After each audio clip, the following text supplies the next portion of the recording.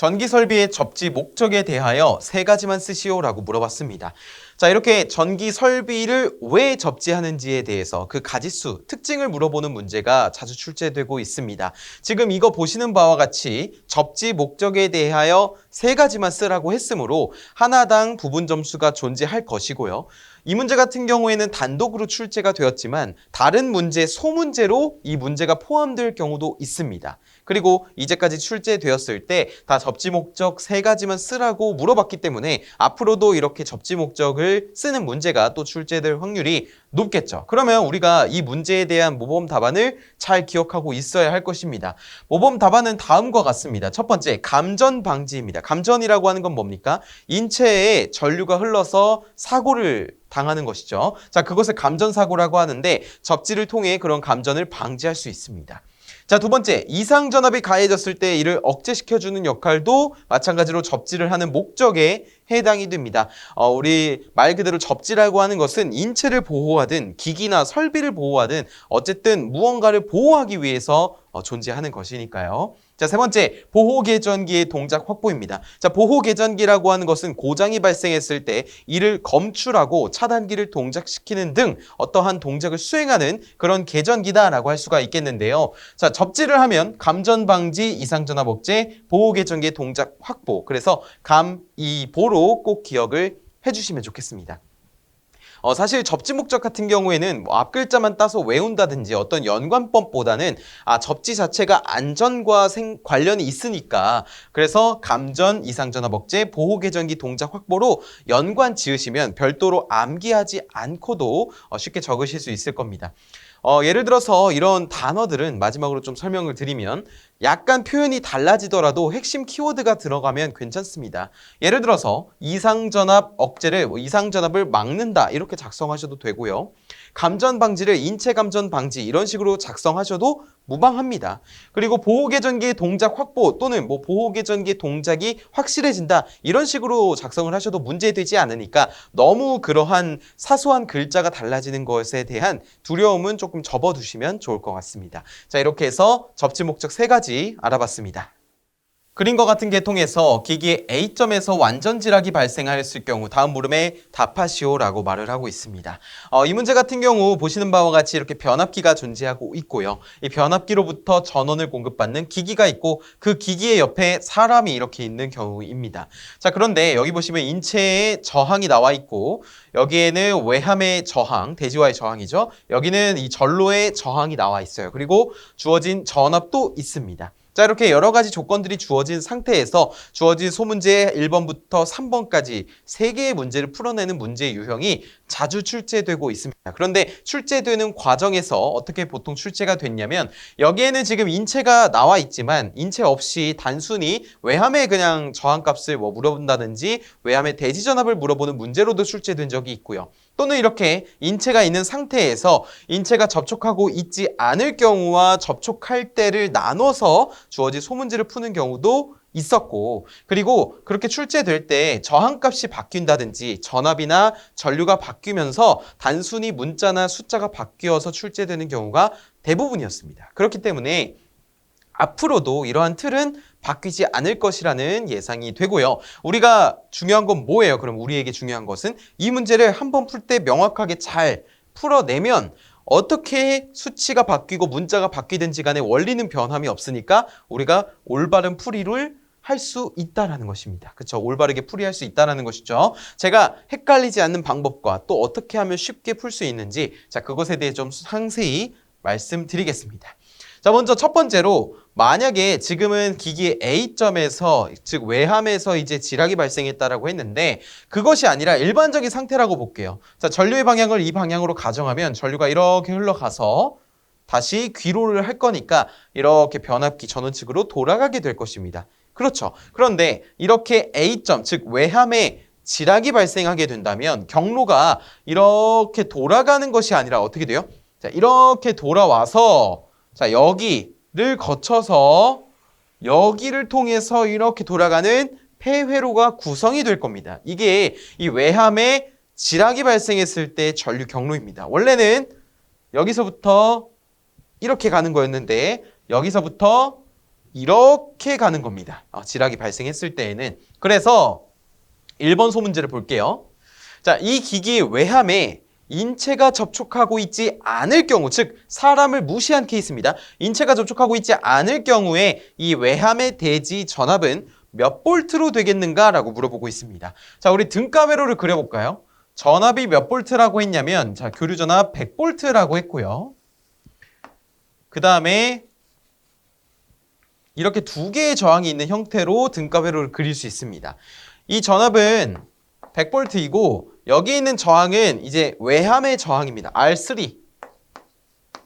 그 다음에 여기 있는 저항은 R2입니다. 왜냐하면 전류 경로 그대로 회로를 그린 거예요. 자, 이 경로로 전류가 흘러가니까 결국에 R2와 R3가 어떻게 돼 있어요? 직렬로 연결된 회로와 같다라는 것이. 그래서 여기가 R2가 되는 겁니다. 그럼 값까지 적어보면, 자, R3는 100옴이라고 했고요.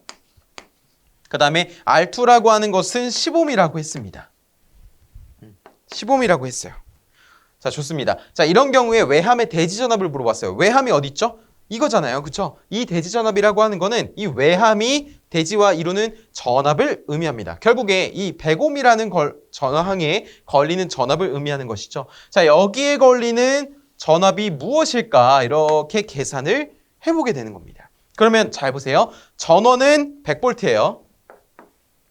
그쵸? 지금 1번 문제 푸는 거죠. 100볼트인데 직렬로 접속된 두 개의 저항이 있을 때 전압은 분배되어 걸립니다. 직렬 회로에서는 전류는 같고 전압은 분배되잖아요. 무엇에 비례해서? 저항에 비례해서. 좋죠. 자, 그렇기 때문에 100 곱하기 공급된 전압 곱하기 두 개의 저항의 합 100 플러스 10 분의 여기에 걸리는 전압이니까 분자에도 100이 이렇게 들어가게 됩니다. 자, 그러면 이것을 계산하게 된다면 그 값은요 90.91볼트가 나오게 됩니다. 그래서 우리가 이렇게 풀이 과정을 적고 도출해낸 다음 답란에 그대로 90.91이라고 옮겨서 작성을 해주시면 됩니다. 자, 이게 1번 소문제의 답이었어요. 그렇죠? 자, 그러면 이제 어떤 친구가 나오냐면 2번에 사람이 나옵니다. 사람. 여기다가 R3 100옴이라고 할게요. 자, 2번. 이 기기의 외함에 인체가 접촉하였을 경우 인체에는 몇 밀리암페어의 전류가 흐르는가? 자, 여기서 주의해야 할 거 바로 밀리암페어라고 물어봤다라는 것입니다. 자, 우리가 옴의 법칙 I는 뭐예요? R분의 V라는 공식이 있죠. 여기서 저항이 옴이고요. 단위가. 자, 그 다음에 전압의 단위는 볼트입니다. 이렇게 옴분의 볼트라고 한다면 이 전류의 단위는 얼마가 나와요? 암페어가 나와요. 그러면 이 암페어는 지금 문제에서 밀리암페어라고 물어봤기 때문에 바꿔줘야 한다는 것이죠. 그럼 나중에 결국에 뭐가 들어간다? 단위 환산이 들어가게 된다. 그래서 주어진 값 암페어를 밀리암페어로 꼭 바꿔서 작성해야 정답으로 인정되겠다라는 뜻이죠. 우리가 많이 실수하는 부분이 이런 단위 환산입니다. 그래서 굉장히 중요한데, 자, 등가 회로를 한번 변형해서 그려볼게요.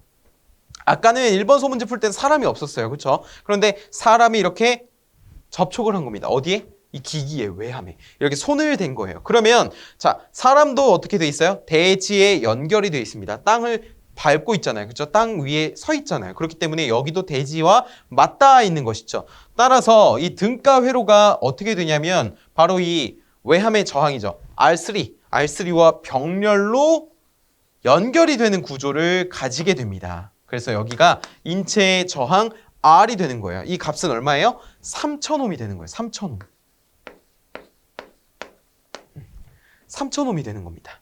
자, 이 상태에서 여기는 10옴이고 100옴이고 3000옴이잖아요. 자, 그렇다면 자, 인체가 접촉하였을 때 인체는 몇 밀리암페어 전류가 흘러가는가? 잘 보세요. 전원은 똑같이 100볼트였어요. 전류의 전압은. 자, 여기서 전체 전류 I라고 하는 것이 흘러 들어갑니다. 그렇죠. 자, 그런데 이 분기점을 통해서 우리 KCL에 의해 전류는 아래 방향 그리고 위의 방향으로 나눠서 흐르게 됩니다.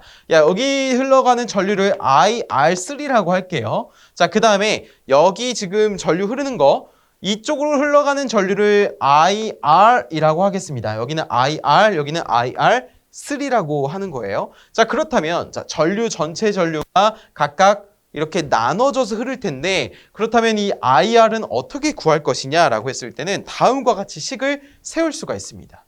자, I R이라고 하는 것은 다음과 같이 구하죠. 먼저 전체 전류 곱하기 전류라고 하는 것은 저항이 큰 쪽으로 흘러요? 작은 쪽으로 흘러요? 더 많이. 그렇죠. 더 작은 쪽으로, 저항이 작으려는 쪽으로 흘러가기 마련입니다. 왜냐하면 장애물이 없는 쪽으로 흘러가려고 할 것이니까요. 그래서 단락전류가 굉장히 위험하잖아요. 그런데 IR이라고 하는 것은 결국 저항에 반비례하기 때문에 자, 전체 전류 I에다가 여기에 있는 저항에 반비례하게끔 돼야 돼요. 그러면 먼저 이 전체 전류를 한번 구해볼까요? 전체 전류. 전체 전류는 여기에 있는 저항 R2와 플러스 여기에 있는 저항은 뭐예요? 지금 병렬이에요. 그렇죠. 두 개의 저항이 병렬로 되어 있으니까 R3 더하기 R 합분의 곱으로 R3 곱하기 R 이렇게 표현을 해주겠습니다.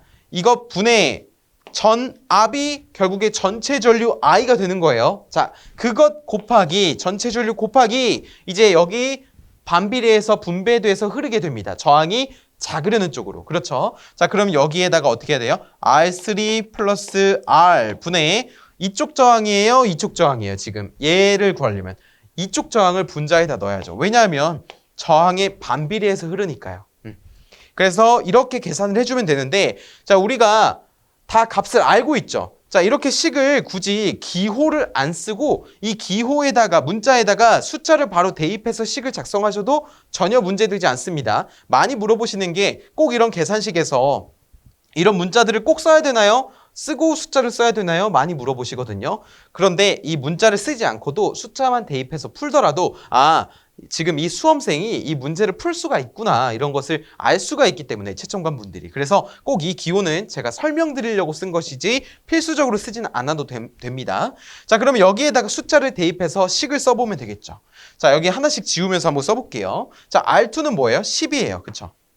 그 다음에 R3 곱하기 R이에요. R3는 100이고 R은 3000입니다. 그래서 100 곱하기 3000이 되겠죠. 100 곱하기 3000.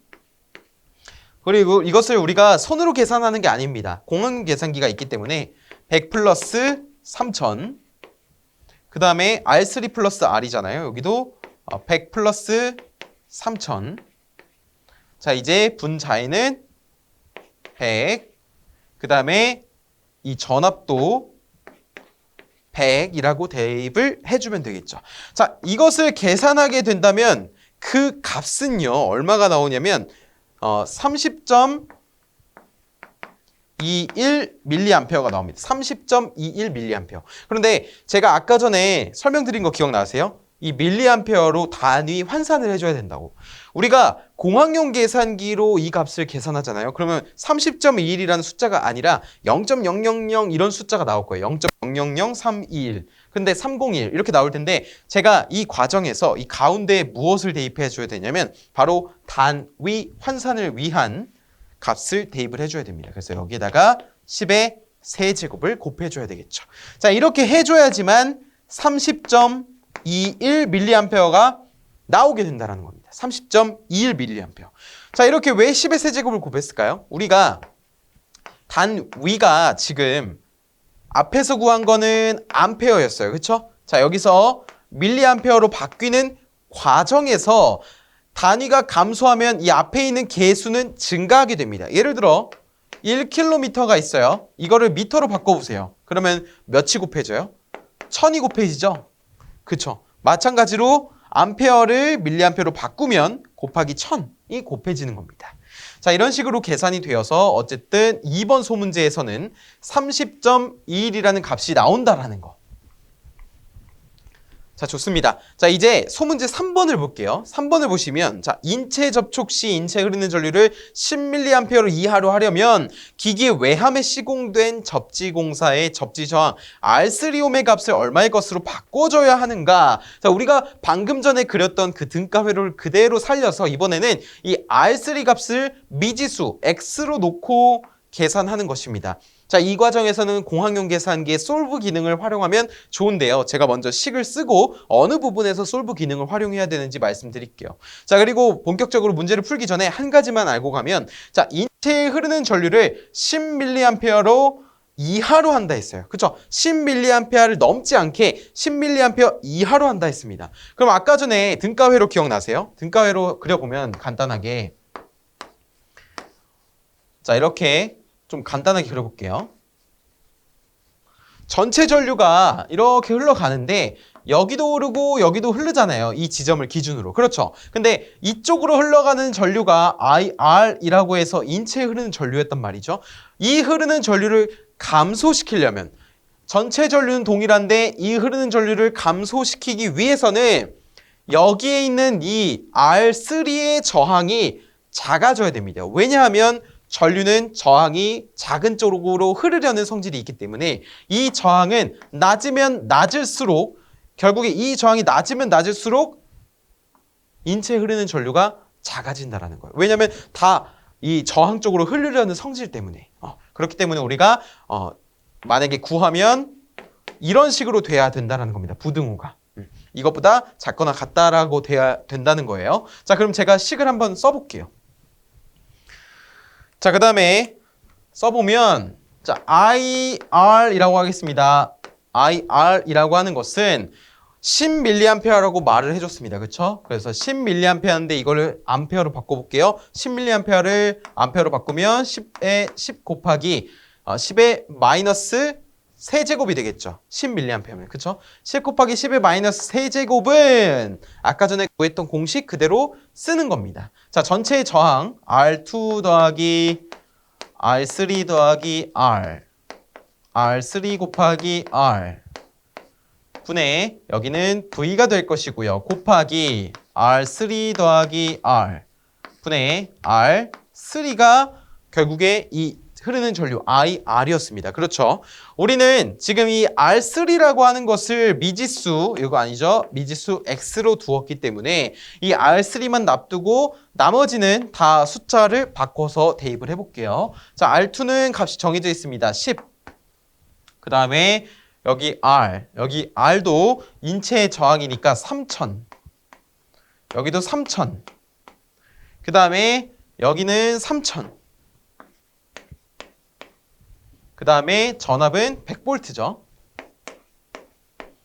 그러면 잘 보세요. 자, 이 식에서 미지수는 R3밖에 없고 모든 곳에 숫자가 채워져 있습니다. 그렇다면 우리가 여기까지만 식을 작성하고요. 여기까지만 식을 작성하시고 자, 공학용 계산기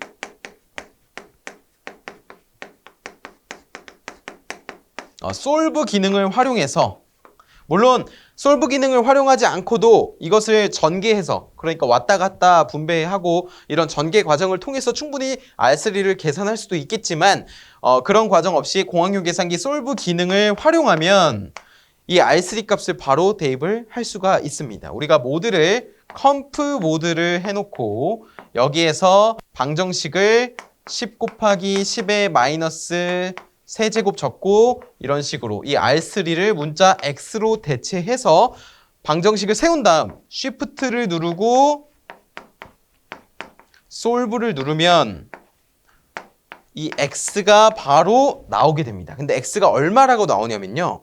우리 4.29라고 나와요. 4.295옴으로 나와요. 4.295옴. 그런데 4.295옴이라고 하는 것이 답은 맞는데요. 자, 얼마의 것으로 바꿔줘야 하는가라고 되어 있잖아요. 이 부등호가 아까 어떻게 된다 했죠? 4.295옴보다 작거나 같아야 된다. 작거나 같아야 하는 이유는 뭐라고요? 여기에 있는 저항이 작아야지만 이쪽으로 전류가 그만큼 덜 흘러간다는 겁니다. 여기에 있는 저항이 작아야지 이 전류가 다 여기로 많이 흘러가려고 하기 때문이죠. 좋습니다. 자, 이렇게 해서 제가 좀 설명을 하느라 조금 길어졌는데 완전지락이 발생했을 때 외함이 있고 기계 외함이 있고 거기에 인체가 접촉했을 때와 접촉하지 않았을 경우에 이런 전류가 어떻게 바뀌는지를 같이 알아봤습니다. 그래서 단독으로 문제가 출제될 수도 있고요. 이 주어진 소문제가 언제는 또 단독으로 출제될 경우도 있어요. 이거 하나만 물어볼 때도 있고 보시는 바와 같이 이 틀을 유지할 수도 있고 아니면 어떤 문제에 이 소문제로 끼워져서 출제될 확률이 매우 높으니까 우리 이 문제 잘 풀어서 꼭 마치셨으면 좋겠습니다. 수전 차단 용량이 520MVA이고 22.9kV에 설치하는 필요기용 접지선의 굵기를 계산하고 선정하시오. 단 22kV급 최대 사용 전압은 25.8kV, 재질 및 초기 온도와 최종 온도에 따라 정해지는 계수는 282고 고장 지속 시간은 1.1초이다 라고 설명하고 있습니다. 자, 이렇게 전선 규격, 표준 규격까지 친절하게 나와 있는데요. 자, 이렇게 문제에서 주어진 조건이 많은 이 문제, 어떠한 공식을 풀어야 우리가 알맞게 풀이할 수 있을까요? 바로 이 공식입니다. 이 보호도체 공식을 꼭 기억을 해주셔야 되는데요. 이 부분에 이 문제가 출제되었을 때 문제의 형식 틀이 절대 바뀌지 않고 이 숫자, 차단 용량이라든지 아니면 개수 이 정도만 바뀌어서 출제가 되었기 때문에 여러분이 이 문제 이 공식 하나만 잘 기억하고 계시더라도 쉽게 풀이할 수 있을 것입니다. 조금 시간 내에서 S는 K분의 루트 I제곱 T 이렇게 꼭 기억을 해주시면 좋을 것 같아요. 이게 차단 시간이 5초 이하인 경우에 보호도체 단면적을 계산하는 것인데요. 자, 이 S라고 하는 것이 단면적, 즉 여기서 말하는 접지선의 굵기가 될 것이고요. 자, I라고 하는 것은 보호장치를 통해 흐를 수 있는 예상 고장 전류의 신료값이라고 되어 있는데, 자, 여기서 이 전압과 차단 용량으로 통해 이 전류를 계산할 수가 있습니다. 제가 설명드릴게요. 자, 그 다음에 T라고 하는 것은 자동 차단을 위한 보호장치의 동작 시간인데요. 이 문제에서는 간단하게 고장 지속 시간이라고 주어져 있습니다. 이 T라고 하는 것은 고장 지속 시간, 여기서는 1.1초구나 라는 것을 알 수 있죠. 자, 마지막 재질 및 초기 온도와 최종 온도에 따라 정해지는 개수라고 되어 있는데, 자, 이 개수라고 하는 것은 이렇게 문제에서 친절하게 줍니다. 그렇기 때문에 이 개수를 어떻게 암기할지 이런 것을 걱정하실 필요는 없고요. 이 문제에서 주어지는 대로 대입만 해주면 됩니다. 자, 그럼 풀어볼까요? 자, 보호도체 단면적 S라고 하는 것은 저 식을 그대로 가져와 볼게요. 자, K분의 루트 I제곱 T잖아요. 그런데 이 루트 안에 제곱이 있는 경우에는 루트 바깥으로 빠져나갈 수 있단 말이죠. 자, 그래서 이것을 이렇게도 쓸 수 있습니다. K분의 루트 T에 여기에다가 전류 I를 곱하는 것이죠. 자, 이런 식으로 풀어볼게요. 자, 는 K라고 하는 것은 뭐예요? 282라고 했고요. 자, 시간은 루트 1.1초라고 했습니다. 맞습니까? 자, 여기에다가 이제 I를 곱해야 되는데, 자, 지금 보시는 바와 같이 이거는 수전 차단 용량이 520MVA에 전압은 특고압이죠. 22.9kV입니다. 자, 이런 전압과 차단 용량을 가지려면 3상밖에 없어요. 단상이 아니라. 그렇기 때문에 루트 3에다가 곱하기 전압을 해줘야 됩니다. 근데 전압을 22.9 또는 22가 아니라 최대 사용 전압이죠. 25.8kV, 즉 22.9kV 계통의 전격 차단 전압을 이렇게 대입을 해줘야 된다는 것이죠. 그래서 25.8kV를 해주고 그 위에 여기 분자에는 이제 수전 차단 용량이 오게 됩니다. 520 메가볼트 암페어인데, 자, 여기는 지금 킬로볼트였어요. 그렇죠. 자, 여기도 킬로볼트 암페어로 바꿔줄게요. 왜 그러냐면, 잘 보세요. 이 단면적이라고 하는 것은 제곱 밀리미터입니다. 제곱 밀리미터 이 식이 유도될 때 이 전류의 단위가 암페어여야만 하거든요. 그런데 이 분모의 숫자가 25.8이잖아요. 근데 단위가 킬로볼트였어요. 그렇죠? 분자에도 킬로볼트 암페어여야지만 이 단위가 이렇게 생략이 되어서 암페어라는 단위가 나오게 됩니다. 만약에 밑에는 25.8을 썼는데 위에는 메가볼트 암페어 520을 그대로 쓰게 되면 전혀 엉뚱한 값이 나오게 되겠죠. 그렇기 때문에 이 위에도 킬로볼트 암페어로 바꿔줘야 됩니다. 그래서 10의 세제곱을 곱해줘요. 잘 보세요. 자, 520 메가볼트 암페어예요. 자, 이거를 킬로볼트 암페어로 바꾸려면 여기는 단위가 메가볼트 암페어에서 킬로볼트 암페어로 감소했죠. 단위가 감소한 만큼 개수는 증가하게 됩니다. 분자가 있을 때. 자, 그래서 여기는 520 곱하기 10의 세제곱이 되는 거예요. 자, 마찬가지로 우리가 1km를 미터로 바꾸면 1000m가 되는 것처럼요. 자, 그래서 우리가 이 문제를 풀 때 다음과 같이 식을 쓸 수도 있고 또 이렇게 쓰시는 분도 있어요. 저는 이 25.8kV를 그냥 볼트로 바꿀래요 라고 말씀하시는 분들도 있습니다. 그래서 25.8kV를 볼트로 바꾸면 이렇게 되겠죠. 자, 25.8에다가 곱하기 10의 세제곱이 되겠죠. 그러면 이 위에는 이제 520 곱하기 10의 6제곱이 되는 겁니다. 이 과정은 이제 메가볼트 암페어를 볼트 암페어로 바꾸는 과정입니다. 그래서 여기 분모에 이제 10의 세제곱이 곱해져 있으면 위에도 같이 곱해줘야 하는 것이고, 아니면 애초에 킬로볼트의 전압을 쓰려면 위에는 킬로볼트 암페어로 바꿔주시면 되겠습니다. 자, 그래서 이것을 계산하게 된다면 그 값은 43.28의 제곱 밀리미터가 나옵니다. 그런데 여기 문제에서 반드시 계산하고 선정하시오라는 문구가 있기 때문에 이 전선의 규격 표도 주어져 있죠, 심지어. 그렇기 때문에 이것보다 큰 가까운 상위값의 전격을 선정해 주면 되죠. 그래서 만약에 이 문제에서 계산 과정을 요구한다라고 한다면 무엇을 구하는지 먼저 적고, 이 기호는 굳이 안 적어도 됩니다. 무엇을 구하는지 적고 바로 이 숫자 대입해서 43.28 제곱밀리미터를 계산 과정까지 적어주고, 그 다음에 답에 적을 때에는 답 이렇게 해서 답 땡땡이 있을 거잖아요. 이 답 땡땡 옆에다가는 이제 50 제곱밀리미터라고 적어주면 되는 거예요. 근데 만약에 여기까지 맞게 했는데 여기서 43.28 제곱밀리미터를 적으면 계산 과정 답 중에서 답이 틀렸기 때문에 그 문제는 빵점이 돼버립니다. 계산 과정을 요구할 때는 계산 과정과 답이 모두 맞아야 되거든요. 그렇기 때문에 우리가 풀 줄 암에도 불구하고, 풀 줄 알 수 있음에도 불구하고 이 문제를 틀리면 정말 억울하잖아요. 그렇죠? 그렇기 때문에 우리는 지금 이 강의를 듣는 우리는 이 부분을 실수하면 안 되겠습니다. 매우 중요해요, 여러분. 매우 중요합니다. 자, 그리고 한 가지만 더 말씀드리면, 여기는 지금 전선 규격이 나와 있잖아요. 그럼 전선 규격이 안 나와 있는 경우도 있을 수도 있어요. 그러면 우리 전선 공칭 단면적을 이용해서 50제곱밀리미터를 써줘야 됩니다. 접지선과 같이 이런 전선, 도체 같은 경우에는 전선에 공칭 단면적이 있어요. 우리 이거 이론 강의에서도 꼭 제가 암기하라고 말씀드리는데, 전선 공칭 단면적을 꼭 알고 계셔야, 우리 예를 들어 전선 6제곱밀리미터짜리가 있다라고 한다면 이게 어떤 결과값이 나왔는데요. 4.7제곱밀리미터가 나왔습니다. 우리가 전선을 사러 어디 가면 4.7제곱밀리미터짜리 전선 주세요 이러면 그런 거 없는데요? 이럴 수 있잖아요. 그렇죠? 그렇기 때문에 전선은 반드시 이런 계산값이 아니라 반드시 표준값으로 대답을 해줘야 한다는 것도 추가적으로 말씀드리겠습니다. 자, 이렇게 해서 우리가 필요기용 접지선의 굵기를 같이 계산해 봤습니다. 총 공사비가 29억 원이고 공사 기간이 11개월인 전기공사의 간접 노무 비율을 참고 자료에 의거 계산하시오라고 물어보고 있습니다. 자, 이렇게 참고 자료가 공사 종류별, 그리고 공사 규모별, 공사 기간별로 세 가지 항목으로 분류가 되어 있고요. 각각의 항목이 존재할 때 그 항목별로 간접 노무 비율이 퍼센테이지로 적혀 있습니다. 이 단위는 퍼센테이지입니다. 자, 그래서 우리가 이 간접 노무 비율을 어떻게 참고 자료를 통해서 계산할 수 있을까요? 이 문제가 계속해서 출제될 때 총 공사비가 바뀌고, 그리고 공사 방법이 바뀌고, 공사 기간이 바뀌면서 수치만 바꾸어서 출제가 되고 있습니다. 우리는 이 참고 자료가 문제에서 주어지기 때문에 문제의 표에서 잘 찾아서 고르기만 하면 돼요. 자, 잘 보세요.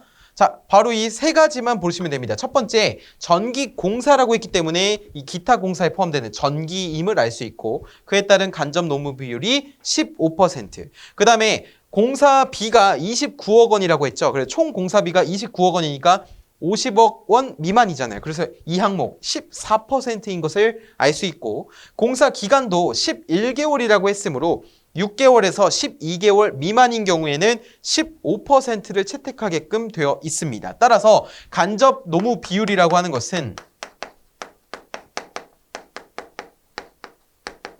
주어진 세 개의 평균을 구하면 됩니다. 첫 번째 15, 바로 이거죠. 그 다음에 밑에 14, 그 밑에 15를 평균이라고 했으니까 나누기 3을 해주게 된다면, 자, 이거는 14.67%가 나오게 됩니다. 따라서 계산 과정에 이렇게 적고 답란에 이렇게 옮겨 적어 주시면 되겠습니다.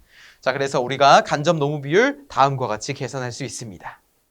정부나 공공기관에서 발주하는 전기공사의 물량 산출 시 다음 재료의 할증률은 몇 퍼센트 이내로 하여야 하는지 쓰시오라고 물어보고 있습니다. 자, 지금 보시는 바와 같이 옥외전선, 옥내전선, 트롤리선, 그리고 전선관의 옥외, 전선관의 옥내, 이렇게 항목이 5가지로 나와 있고요.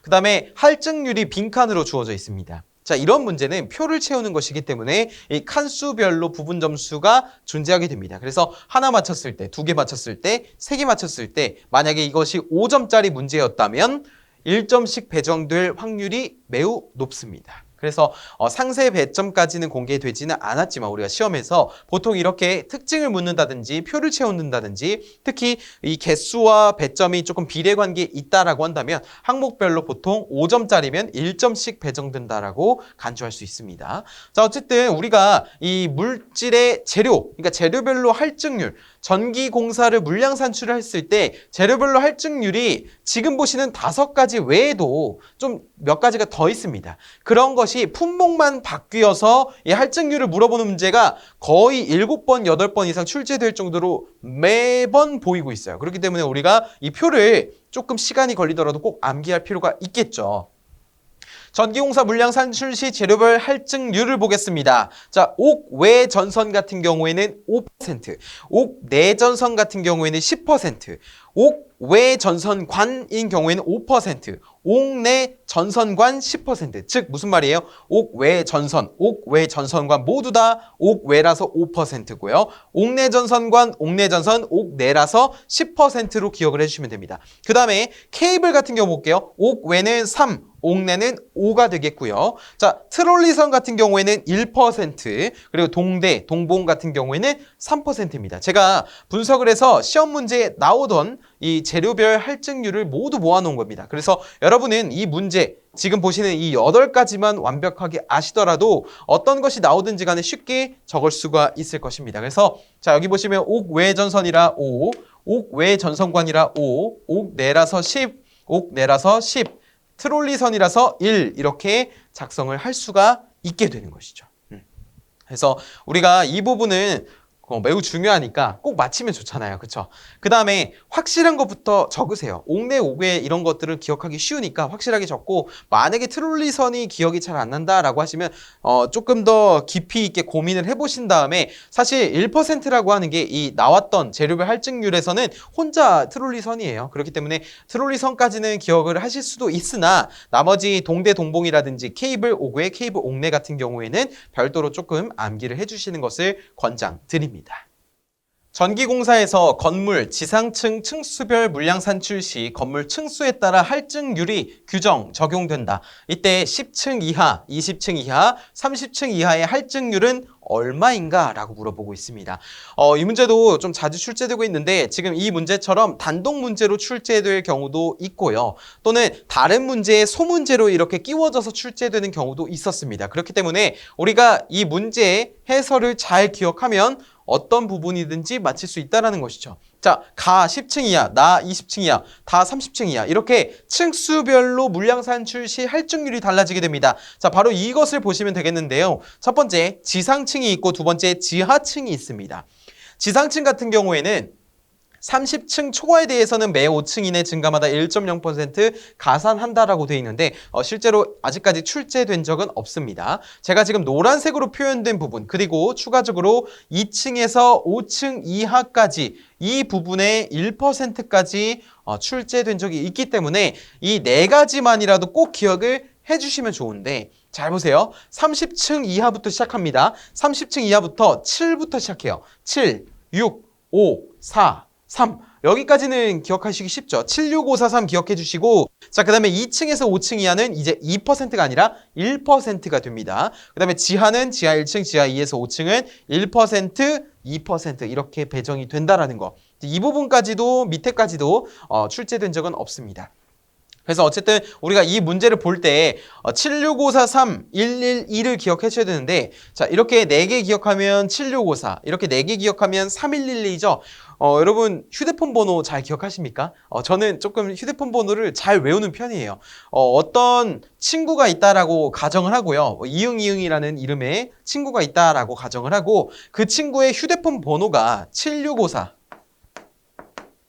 3112이다라고 가정을 하면 어떨까요? 그러니까 예를 들어 제가 이제 물량 산출하는 사람이죠. 물량 산출을 해야 되는데 할증률 뭐였더라? 이렇게 고민을 하는데 이제 도움을 청하는 거죠. 누구한테? 이 이응이응이라는 친구한테 핸드폰 번호를 입력하는 거죠. 7654-3112. 그러면 전화해가지고 물어보는 거랑 똑같이 약간 이미지를 조금 연관시키면 연상시키면 좀 잘 기억나실 것이라 생각합니다. 조금 어이없으실 수도 있는데 자 이런 식으로 해야 우리가 특히 공사기사 같은 이런 단답형 문제가 많을 때에는 큰 도움이 된다라는 것이죠. 그래서 7654-3112 꼭 기억을 해주시고 자, 이 항목 같은 경우 30층 이하부터 5층씩 내려옵니다. 자, 이렇게 5층씩 내려오다가 5층 내려오는데 2층, 그 다음에 지하 1층, 지하 2에서 5층 정도로 볼 수가 있겠습니다. 자, 이렇게 해서 10층 이하는 그럼 결국에 뭐예요? 3%, 20층 이하 5%, 30층 이하 7%, 이 네 가지라도 꼭 기억을 해주시길 바라겠습니다.